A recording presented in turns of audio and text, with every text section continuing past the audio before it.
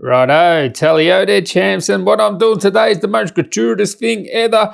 I am going from the 12th gen to the 13th gen i9 12900K to 13900K, and I don't know what the fuck I'm doing, because I got to tell you right now, it's probably the biggest waste of money ever. In this video, we're going to find out in the real world for the games I play, is this faster than the 12900K? Is it faster for Premiere Pro? No BS benchmarks, real world, faster for me or not? Now, one thing you might notice is this wafer here, this is from the 12900K, this is gold. This is silver in here. Not liking that. It's like I'm getting a low rent model here, like silver. What the? Yeah.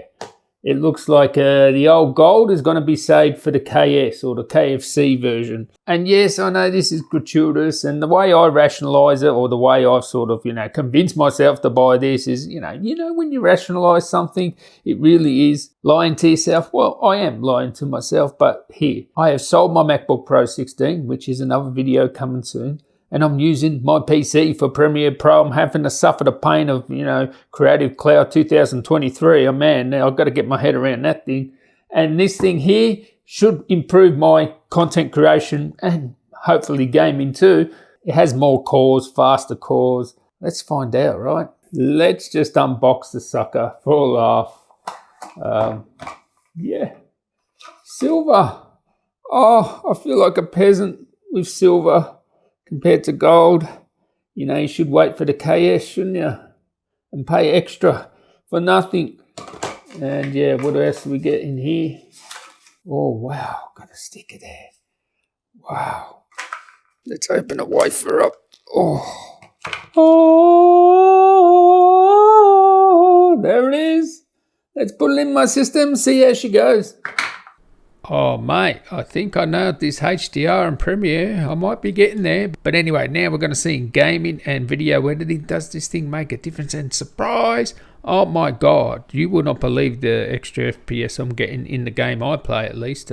Yeah, stay tuned. Let's have a look at the behavior. This is 100% stock. You need to be looking at the bottom right hand corner here. I'm recording, so forget about the Cinebench scores. Like, I'm recording, I've got Premiere running in the background. Just, yeah. We're not talking about that, but just so you can see the behavior of this thing, this is 100% stock. Let's go to Cinebench and I'll show you exactly what I mean here. You can see there, 300 watts on the button, the same. It's in the 90 degrees, and it will do pretty much this whole run without thermally throttling, other than it's already very hot, this system, and I've got stuff running in the background. So believe me, it doesn't thermally throttle. If you run this for a very long time, it would. There you go. No thermal throttle. The whole run. 34, as I said before, run a lot of things in the background. Now, I find the best thing to do, the best sweet spot is 5.6. Run like minus 75 millivolt. Apply that. So that's 5.6 all core. And watch this. It's even cooler, right, than 5.5, obviously, undervolt.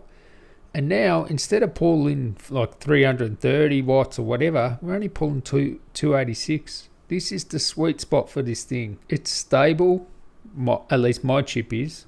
Every chip will be different. It's only going to 90 degrees rather than going into the high 90s and throttling. It won't throttle at 285, even on sustained run with my cooler. You can see there, same sort of score as I said before, running crap in the background. It does 40k, don't worry, it does 40,000 on this thing.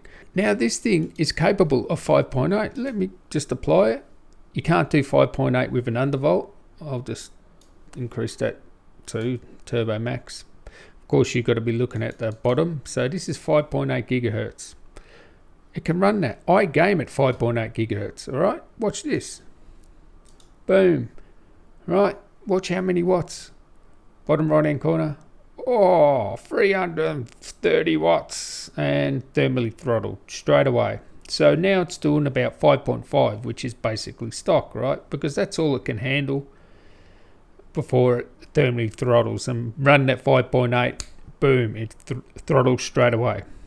This actually does the same sort of score having it at 5.8. So I just actually leave it at 5.8 because I want to game at 5.8. When you game, you'll see later, it's not going to overheat when you game because it's not an all-core load. So I think it's really good for gaming at 5.8. Right, so check this out. This is a 12900K with the RTX 4090, and we're going to see the exact same settings with the 13900K in a sec. And have a look at the FPS. Look, you will not believe it, all right? You're going to see how much faster it is with my 13900K playing at 5.8 gigahertz. We're going to do exact same settings, but you can see here, I'm only in the 200s, right? I can get up to about 260, something like that. And it goes down to about 175 frames per second lows. All right, so now we're gaming at 5.8 gigahertz on the 13900K. And let's see how we go here. Let's see how we go. You can see there the frames per second, 280. Like it's nearly 60 FPS higher. And pretty much the 1% lows, well, here we go, they love that. They love the old Smokey Joe. I'll try and chat while I'm playing. They're big fans, he loved it, Yep, he was a big fan too, but still, over 300 frames. It was only like 220 before, look. Oh, boom, he loved it. Big fan. But Smokey Joe, they loved that. They're big fans of that. Oh, there you go, 1, 2. Oh, boom, there you go. Oh, I might record and play at the same time more often. Yeah, but you can see there, 5.8 gigahertz. It really is a game changer for me, for the game I play. I like to play this game. I'll show you in Modern Warfare 2 in a sec, but 5.8 gigahertz and, you know, doing 80 frames more. Well, maybe 60 frames, but I can tell you right here, right now. Oh, let's get out of here. Sorry. Yep. Yeah, I can tell you right now that, yeah, the 1% lows are higher than pretty much the highs of the 12900K. So I'm almost questioning, is that for real? There can't be that much difference. So any blokes here? Yep, a big fan. He loved it. Any more fans? Yep, he's a big fan. Oh, there's one more there. He's going to get... yeah, anyway, you can see there, much faster. All right, so now here, let's find out what megahertz we're running. And if we go here and have a look, 5.8 the whole time, 5.8, Woof. That's the only way to fly with a 13900K. 6 gigahertz, all cores here. Oh. I'm gaming at 6 gigahertz, 85. I mean, still not overheating, it's 6 gigahertz. This is gaming at 6 gigahertz. This is insane. Insane. I cannot believe this is happening. So I guess in the real world for gaming, it makes a difference for me. Yeah, the 13900K. For my gaming scenarios where we were CPU bottlenecked and I can game at 5.8 gigahertz, which is just wow. So anyway, for Premiere Pro, exporting stuff like that in the timeline feels exactly like the 12900K. I can't tell a difference here. Seems very good. We export this, and I did compare the the times to the M1 MacBook Pro 16 and the other one, 12900K, done it in 1 minute and 46 seconds. 1 minute and 46 seconds. That's how long it took to render this. And timeline, exactly the same. They're both really good in that regard. So let's see the export times. Can someone tell me what the hell have they done with this Adobe? Now this is 100% stock, exactly how I had it with the 12900K. So let's see the export time. Let's just export this. And we've got to see what we're using too.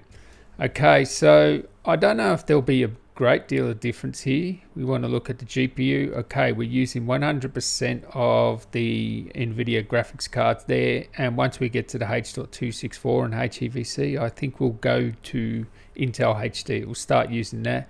But as you can see, the CPU is actually 100%. Okay, 100%. Now, of course, I can overclock this CPU and get more out of it, but it's just running stock speeds now at 5.5 gigahertz. Seems to be 17%, 100%. It's going up and down. Of course, I'm not going to let you sit through all that render there, but as you can see here, it's using the Intel HD and the NVIDIA graphics, not so much of the CPU, so I doubt it's going to make that much difference. So let's just see how fast it is and how quick it writes it.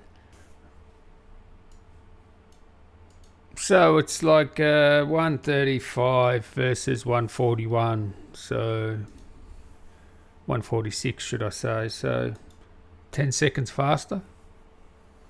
I could overclock it and get a bit more.